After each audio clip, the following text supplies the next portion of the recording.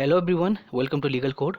I'm Advocate Neeraj, and today we are going to discuss a previous question paper of All India Bar Examination 2021.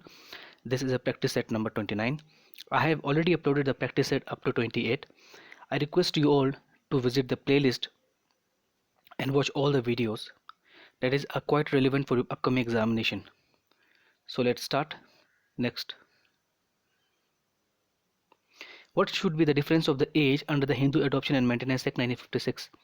अगर कोई महिला किसी पुरुष को अगर अडॉप्ट करती है तो उन व्यक्तियों यानी कि उन फीमेल और मेल के बीच का जो डिफरेंस होता है जिसको अडॉप्ट किया जाता है 21 वर्ष होनी चाहिए। नेक्स्ट, मेंस्ट्रुअल शब्द को डिनोट करने के लिए आईपीसी में डिफरेंट काइंड्स ऑफ वर्ड्स का यूज इस्तेमाल किया गया है, जैसे कि voluntary, dishonestly, fraudulently and reason to believe. The answer will be A. Next, the term sabbatical is connected with paid leave for the study. A is a right answer. Next, Motor Vehicle Act 1939 came into force in 1940. Next, which of the following case is leading case in terms of deliberate delay in filing of the suit resulting in huge losses to the complainant? Suit को file करने के लिए जानबूझकर देरी की गई जिसके परिणाम स्वरूप कंप्लेनेंट को काफ़ी नुकसान पहुंचा। तो इसका आंसर आपका professor Krishnaraj Goswami versus Vishwanath D Mukassikar. अब बात करते हैं प्रताप नारायण वर्सेस यूपी रहेजा की। तो इस मामले में रेस्पोंडेंट ने किसी जाली दस्तावेज को या फिर जाली जो स्टे ऑर्डर को हैंडेड ओवर किया था टू द डिफेंडेंट, जबकि इस प्रकार का कोई भी कोर्ट के द्वारा स्टे ऑर्डर पास नहीं किया गया था। तो ये एक प्रोफेशनल मिसकंडक्ट का एक बेहतरीन केस है। बाबूलाल जैन वर्सेस सुभाष जैन की जब बात करते हैं तो ये बार काउंसिल ऑफ इंडिया के रूल्स नंबर 47 के तहत एडवोकेट को किसी बिजनेस को इंगेज करने के लिए रोक दिया गया था, तो उससे संबंधित मामला है। John D'Souza versus Edward any की बात करते हैं तो ये एडवोकेट के द्वारा मिसकंडक्ट किए जाने पर पनिशमेंट के संबंधित मामला था। Next, the parties which cannot be compelled to perform specific performance of contract. तो कौन सा सेक्शन है? तो इसका आंसर है आपका B, section number 28। Section number 27 में बताया गया है कि where rescission may be adjudged और रिफ्यूज्ड। और उसके बाद सेक्शन नंबर 29 की बात करते हैं alternative prayer for the restitution in suit for the specific performance. That is very important. Next, what is the special constitutional portion of Jammu and Kashmir?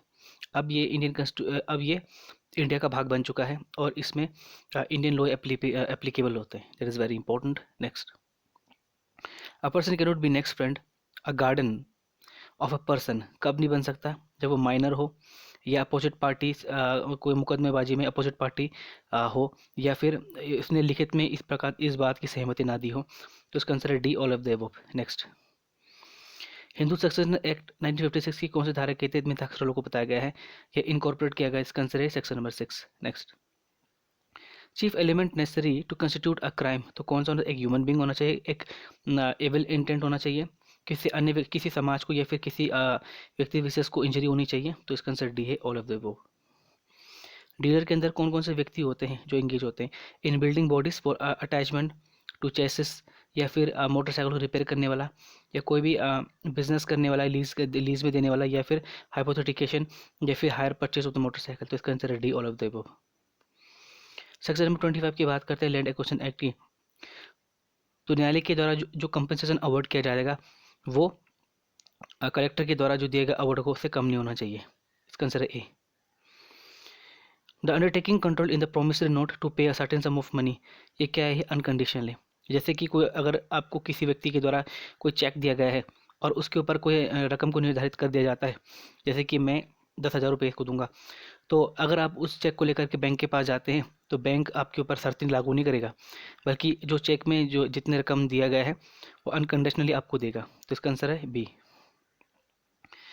Recently किस case में केरला हाई कोर्ट ने ये कहा था कि यूजीसी के द्वारा रिलैक्सेशन को यानी किसी मार्क्स में रिलैक्सेशन देने के लिए किसी रिजर्व कैटेगरी को, तो ये article 16(1)(a) of the Indian constitution का वोलेशन है। तो इसका आंसर है नायर सर्विस सोसाइटी वैसे यूजीसी। नेक्स्ट, इनमें से कौन से मामले में ये कहा गया है कि unless a right of appeal is clearly given by the statute it does not exist? तो इसका आंसर है C, Zahir Hussain Khan versus Khurshid Jain. Next, इनमें से कौन से सेक्शन डील करता है with the provision relating to the maximum period for which under trial prisoner can be detained. तो इसका आंसर है 436A। 436 में बताया गया कि कौन से मामलों में बेल दी जा सकती है।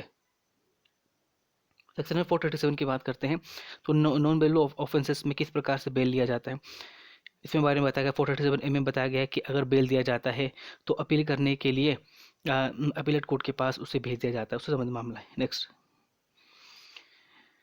किसी अपराधी को क्रिमिनल हार्मलेस बनाने के लिए जो उसके अंदर नहीं था, या अगर उसके द्वारा इस प्रकार कोई अपराध किया जाता है, तो अपराध जब किया जाता है तो उसके अंदर उस अपराध को जो उसने काम किया या जो भी अपराध उसने किया उसके अंदर कोई कमी यानी ड्रॉबैक रहा होगा, तो उसे क्योर करने के लिए तो इस प्रकार के जो इस प्रकार की चीज़ों को हम कहते हैं करेक्टिव थ्योरी बोलते हैं, या फिर इसको रिफॉर्मेटिव बोलते हैं, या रिहेबिलिटिव थ्योरी के नाम से जाना जाता है। इसका आंसर है सी। नेक्स्ट, पाकले नारायण स्वामी वर्सेस एम्पायर जो केस है एक डाइंग डिक्लेरेशन डाइंग डिक्लेरेशन संबंधित सबसे बेहतरीन मामला है, सेक्शन नंबर 32। नेक्स्ट,